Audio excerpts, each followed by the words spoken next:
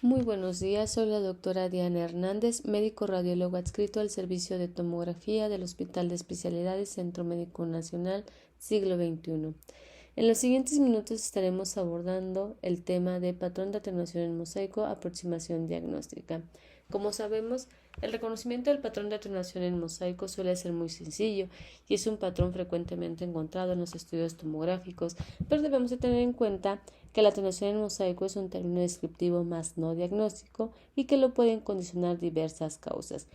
El objetivo de esta plática va a ser describir el patrón de atenuación en mosaico y resaltar las características distintivas entre los diagnósticos diferenciales que nos pueden ayudar a determinar el proceso patológico subyacente.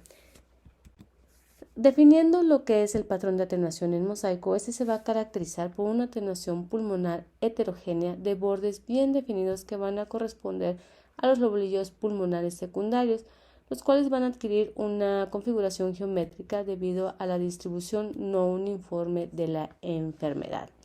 El nombre va a derivar de la obra de arte en mosaico, en vidrio o en piedra de varios colores con incrustaciones en un patrón constante. El glosario de la Sociedad Fleschner lo va a definir como un mosaico de regiones de diferente atenuación que se observa en la tomografía de tórax. Este es un patrón inespecífico y es un hallazgo que implica un gran diagnóstico diferencial y no es un diagnóstico en sí mismo. Aunque el diagnóstico diferencial es amplio, la atenuación en mosaico ocurre con mayor frecuencia en enfermedades que afectan las vías respiratorias pequeñas, la vascularidad pulmonar, los alvéolos y el intersticio. La principal dificultad con este patrón radica en el hecho de que suele ser difícil a veces determinar qué áreas de atenuación pulmonar son las patológicas y cuáles son las normales. El término se va a usar mejor cuando la diferenciación entre la perfusión, la oligoemia y la opacidad en vidrio deslustrado no se pueden establecer con confianza. Para el análisis de este patrón debemos de tener en cuenta algunas consideraciones, ya que se puede observar cierto grado de heterogeneidad parenquimatosa en individuos normales y esto va a estar condicionado por las densidades dependientes, que tendrán una atenuación ligeramente mayor, mismas que se van a visualizar adyacente a las fisuras, adyacente a los márgenes mediastinales o adyacente a los segmentos posteriores. Todas ellas se van a caracterizar por tener una localización subpleural. Otro de los puntos a considerar es que existe un gradiente de perfusión axial normal, o sea, de circulación sanguínea, teniendo así que va a haber un mayor grado de perfusión a nivel central que periféricamente. Sin embargo, incluso cuando se tienen en cuenta estos puntos, se puede observar una leve atenuación en mosaico en la inspiración hasta un 20% de los pacientes y no significa o no tiene una traducción finalmente patológica. En la evaluación del patrón de atenuación en mosaico, uno de los mejores métodos para diferenciar la etiología es realizar imágenes con expiración forzada, ya que es útil para detectar zonas de baja atenuación por atrapamiento aéreo. Sin embargo, esto va a depender del esfuerzo respiratorio que el paciente realice al momento de adquirir las imágenes. Por lo tanto, en ocasiones puede no ser reproducible, particularmente en un paciente que presenta disnea aguda. Aquí tenemos un ejemplo de una mujer de 56 años, la primera imagen en inspiración, la segunda en expiración. En la primera imagen de tomografía de tórax pulmonar vemos ciertas áreas de menor atenuación que se hacen más evidente en la expiración. ¿Cómo saber o cómo considerar si el paciente hizo una adecuada expiración? Pues debemos de valorar la pared posterior de la tráquea, la cual en una expiración adecuada pues va a tener una curvatura posterior, lo que va a significar un buen esfuerzo expiratorio.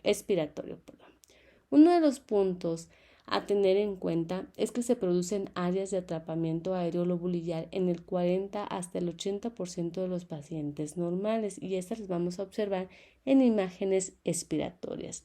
En 1997, Park y colaboradores realizaron un estudio comparando pacientes normales y pacientes asmáticos para valorar el grado de atrapamiento aéreo que estos presentaron. considerando un atrapamiento leve cuando la afección era al menos o cuando afectaba al menos 3 lobulillos pulmonares secundarios y moderado cuando afectaban 3 lobulillos pulmonares y un segmento pulmonar, encontrando así un grado similar de atrapamiento aéreo en individuos normales, los cuales presentaban resultados normales en las pruebas de función pulmonar y los pacientes de asma. Al igual que las imágenes inspiratorias, existe un gradiente normal en las imágenes expiratorias y en las zonas de pulmón no dependiente pueden llegarse a observar ciertas áreas de menor densidad y que pueden afectar 1 a 3 lobulillos pulmonares secundarios y esto se considera normal. Además, se ha descrito que un pequeño porcentaje de personas pueden tener atrapamiento de aire que afecta a todo un segmento pulmonar. Asimismo, la presencia de atrapamiento de aire va a aumentar con la edad y va a ser mucho más pronunciada en los pacientes fumadores. Por lo tanto, existen varios grados de atenuación en mosaico y de atrapamiento de aire que pueden considerarse como un hallazgo incidental y no precisamente se relaciona con patología. Entonces, tenemos que si nosotros visualizamos una zona de atrapamiento aéreo que afecta más de un segmento pulmonar, lo podemos considerar patológico. Es importante recordar que la atenuación en mosaico es un hallazgo que va a implicar un gran diagnóstico diferencial y no es un diagnóstico en sí mismo. Las 3 principales causas patológicas de este patrón son la enfermedad vascular pulmonar, la enfermedad de las vías respiratorias pequeñas y las enfermedades que afectan el parénquima pulmonar. Para hacer el diagnóstico diferencial entre estas entidades, lo podemos realizar por tomografía. Podemos correlacionar las imágenes inspiratorias con las imágenes expiratorias, así como evaluar la apariencia de la vascularidad pulmonar. Comenzaremos a describir cada una de estas causas. Cuando el patrón de atenuación en mosaico está condicionada por una enfermedad de la vía respiratoria pequeña, definiendo vía respiratoria pequeña, aquella no cartilaginosa que tiene un diámetro interno menor a los 2 milímetros y que están ubicadas desde aproximadamente la 8ª generación de las vías respiratorias hasta los bronquiolos terminales. En pacientes normales, estas pequeñas vías respiratorias no son visibles por tomografía debido a su pequeño tamaño. En pacientes con enfermedad de las vías respiratorias pequeñas, la atenuación en mosaico se va a deber a 2 causas principalmente. Primero, a una fibrosis o inflamación que va a causar una obstrucción reversible o irreversible de la vía aérea y en consecuencia va a haber atrapamiento aéreo representando en la tomografía por zonas hipodensas anormales. Además, en estas zonas la perfusión estará reducida secundario a una vasoconstricción para tratar de mantener la constante entre la relación ventilación-perfusión en estas áreas finalmente hipoventiladas. Esto también puede conducir a una hiperemia relativa en las áreas pulmonares sanas adyacentes, lo que contribuye aún más el patrón de atenuación en mosaico. Los vasos dentro de estas regiones hipodensas son más pequeñas en comparación con las regiones de mayor densidad y se debe a la vasoconstricción refleja. Se ha demostrado que el atrapamiento aéreo junto con el engrosamiento de la pared bronquial van a ser los indicadores más confiables de una enfermedad obstructiva de la vía respiratoria pequeña. Las causas de la inflamación de las vías respiratorias pequeñas son muchas y se han utilizado numerosos sistemas de clasificación según los hallazgos clínicos de imagen o histológicos. En la práctica, la enfermedad de las vías respiratorias pequeñas pueden clasificarse como una enfermedad bronquiolar primaria, como una enfermedad pulmonar intersticial asociada a bronquiolitis o como una enfermedad de las grandes vías respiratorias con involucro bronquiolar. Aunque la inflamación de las vías respiratorias pequeñas pueden provocar una obstrucción permanente, a menudo siempre es un proceso reversible. Bien, aquí presentamos un ejemplo de un paciente de 38 años de edad con el diagnóstico de asma predominantemente alérgica. En la fase inspiratoria muestra discretas zonas de menor densidad que se acentúan más en la fase de expiración forzada, mostrando un gran patrón en mosaico. Además, podemos observar que el volumen pulmonar no disminuye. Esto contrasta con el patrón de mosaico dado por una enfermedad vascular pulmonar o dada por una enfermedad parenquimatosa primaria, en donde sí existe disminución homogénea del volumen pulmonar. Aunque la tomografía no es una modalidad de imagen de primera línea para el diagnóstico de asma, las características que podemos encontrar en estos pacientes van a ser el engrosamiento de la pared bronquial, bronquiectasias y enfisema. La atenuación en mosaico y el atrapamiento de aire van a ser características indirectas del asma. Sin embargo, una atenuación extensa en mosaico y atrapamiento de aire que afecta a más de un tercio del pulmón van a ser indicadores sensibles de la presencia y de la gravedad del asma, y se va a correlacionar estos hallazgos tomográficos con las pruebas de función pulmonar. Otra de las causas que condicionan el patrón de atenuación en mosaico es la enfermedad vascular pulmonar, y esta se debe a diferencias regionales en la perfusión pulmonar. Habitualmente va a ser observado en la hipertensión pulmonar primaria y en la hipertensión pulmonar tromboembólica crónica. En la hipertensión arterial pulmonar primaria, la anomalía se encuentra en las arteriolas pulmonares distales, mientras que en la hipertensión pulmonar tromboembólica crónica, los trombos están presentes en las arterias pulmonares causando una oclusión vascular parcial o compleja. La heterogeneidad parenquimatosa va a reflejar entonces la disminución del flujo sanguíneo en las áreas hipodensas. En la enfermedad vascular oclusiva también puede denominarse patrón de perfusión en mosaico. Las regiones entonces de baja atenuación son las anormales y van a reflejar una oligoemia relativa.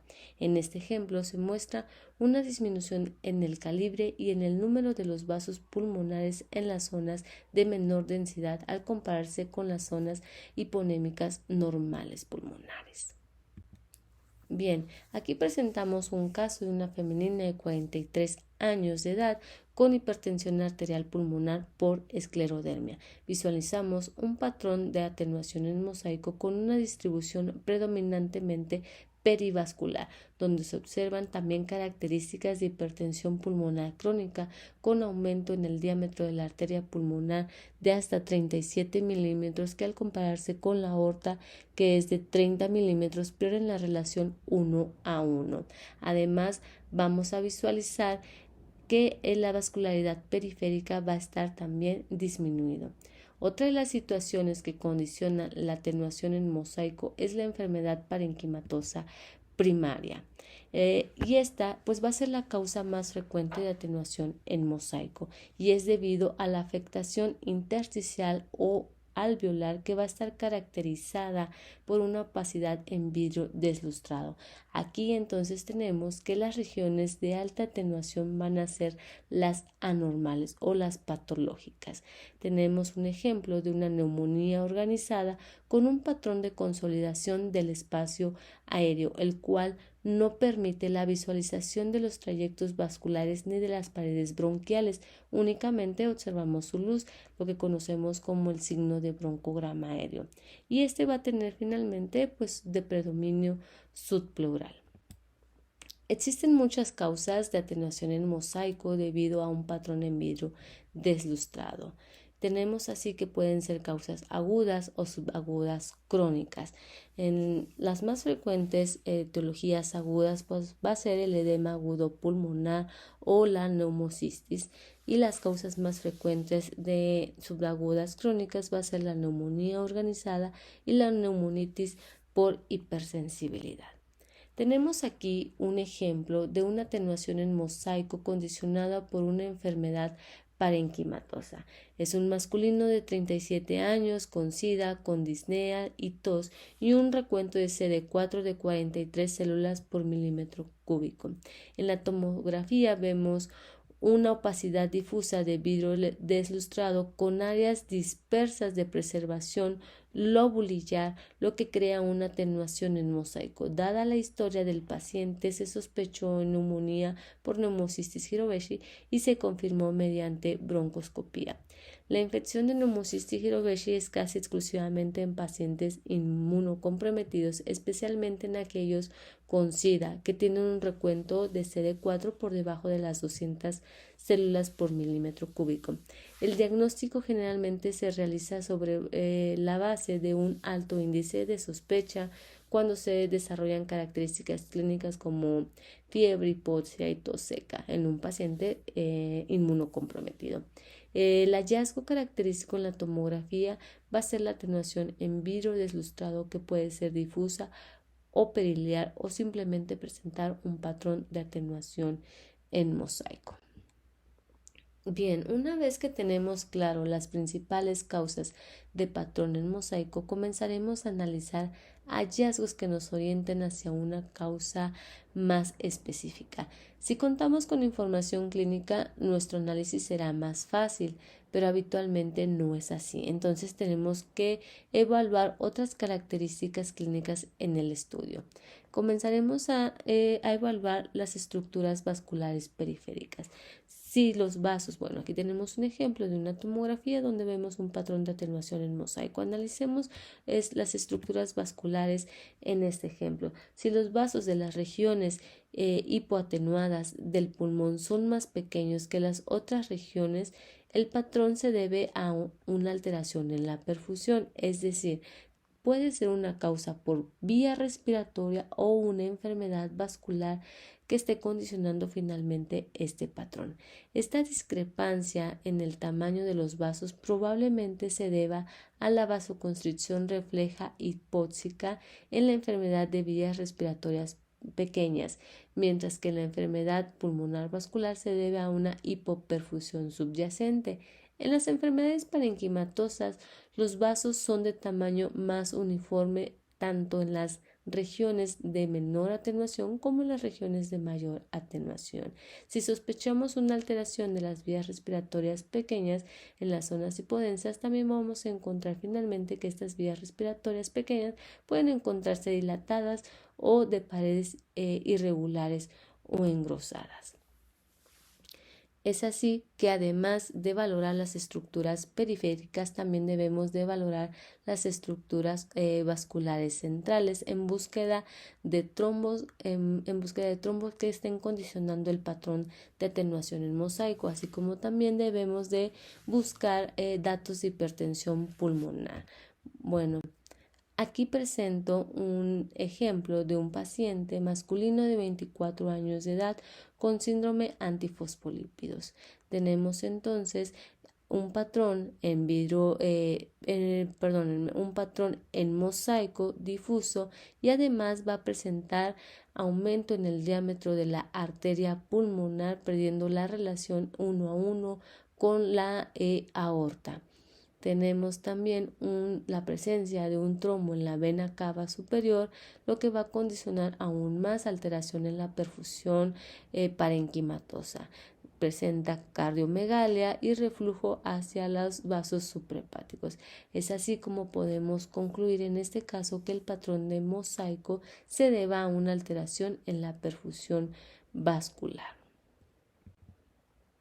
Otra de las situaciones que nos pueden condicionar la atenuación en mosaico es la tromboembolia pulmonar crónica, donde visualizaremos finalmente defectos de llenado en forma de red en las estructuras vasculares periféricas o incluso trombos adosados a la pared en las estructuras vasculares centrales, o encontrar finalmente arterias bronquiales hipertróficas.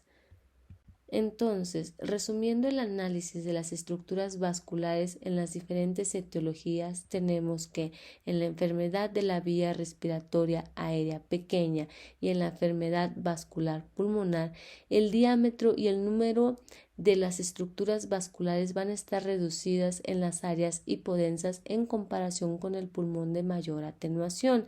La diferencia entre estas dos las vamos a realizar con una tomografía en expiración, donde vamos a encontrar datos de atrapamiento de aire en una enfermedad de la vía respiratoria pequeña, además de que vamos a encontrar que el volumen pulmonar no va a disminuir. En una enfermedad vascular pulmonar tenemos todo lo contrario, no va a existir datos de atrapamiento de aire en la tomografía expiratoria y sí existe disminución en el volumen pulmonar. En la enfermedad parenquimatosa entonces tenemos que el tamaño y el número de los vasos va a ser muy similar en ambas regiones, es decir, muy similar tanto en las zonas de menor densidad como en las zonas de mayor densidad. No va a existir datos de atrapamiento aéreo en las tomografías expiratorias y va a haber disminución en el volumen pulmonar.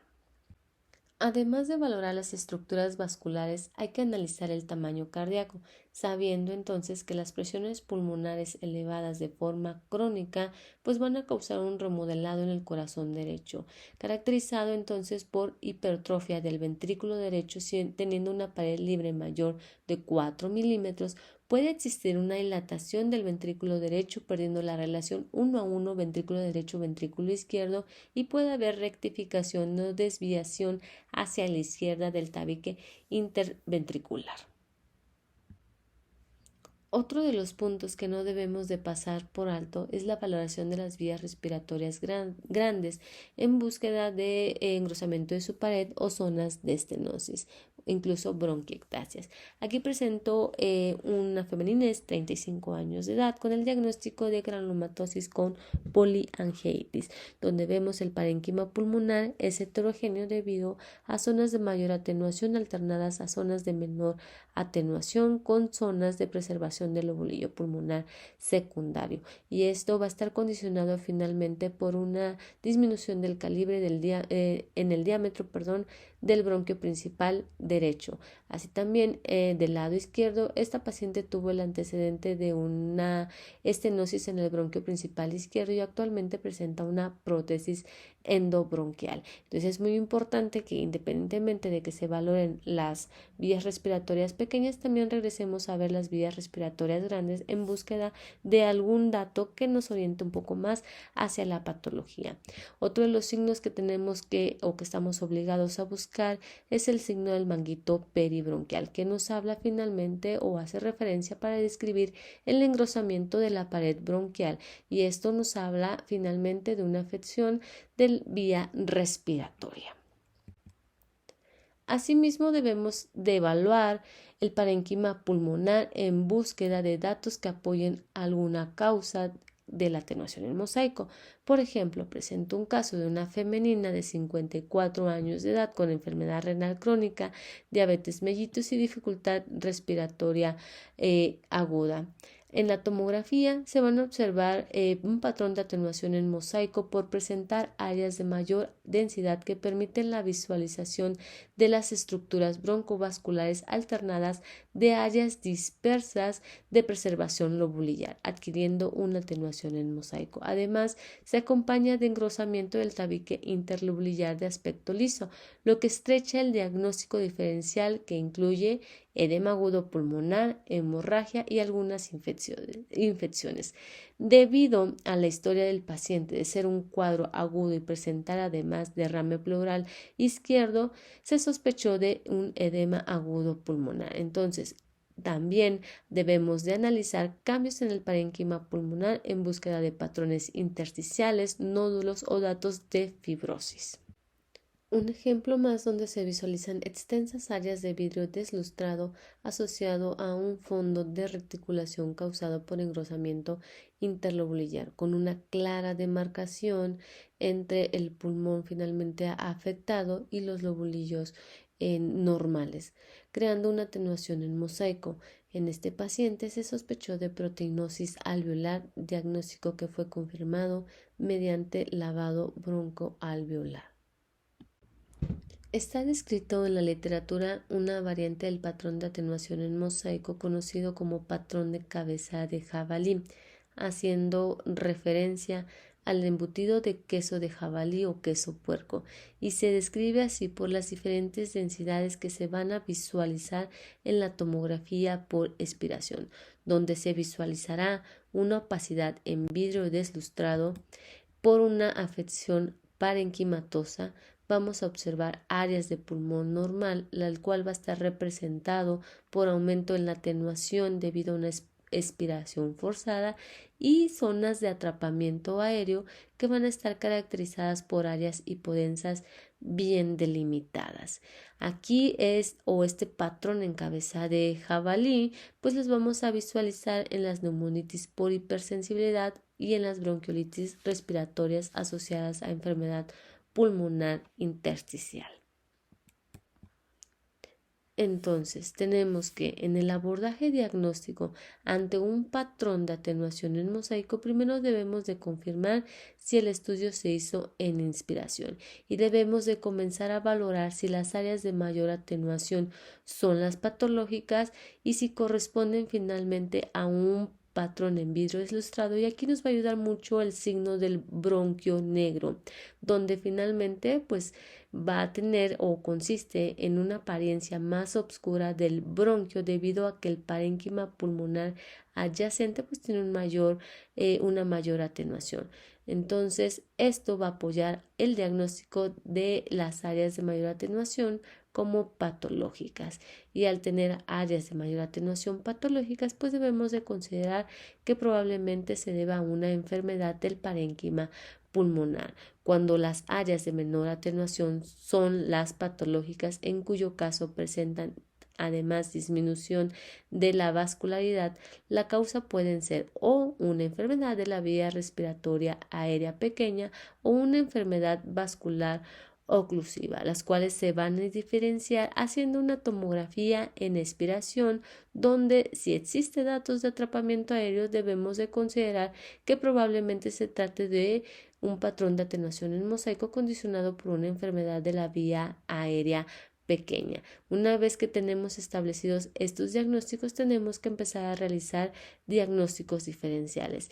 Si el diagnóstico finalmente diferencial se debe a una enfermedad parenquimatosa, debemos de considerar todas aquellas enfermedades representadas por vidrio deslustrado, como por ejemplo la mejor una infección vírica, una infección por neumocistis cerevisiae, una neumonitis por hipersensibilidad, una bronquiolitis. Si la afectación exclusivamente se debe a una enfermedad de la vía aérea pequeña, pues debemos de considerar las bronquiolitis constrictivas, idiopáticas o secundarias.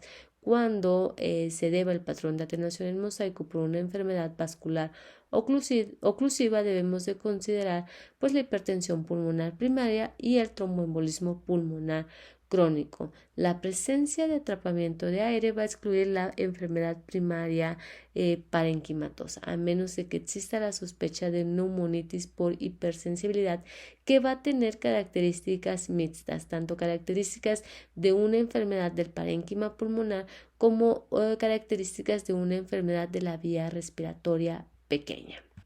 Bien, los puntos a recordar en el abordaje diagnóstico serán: primero, evaluar la vascularidad pulmonar periférica, así como evaluar la vascularidad central.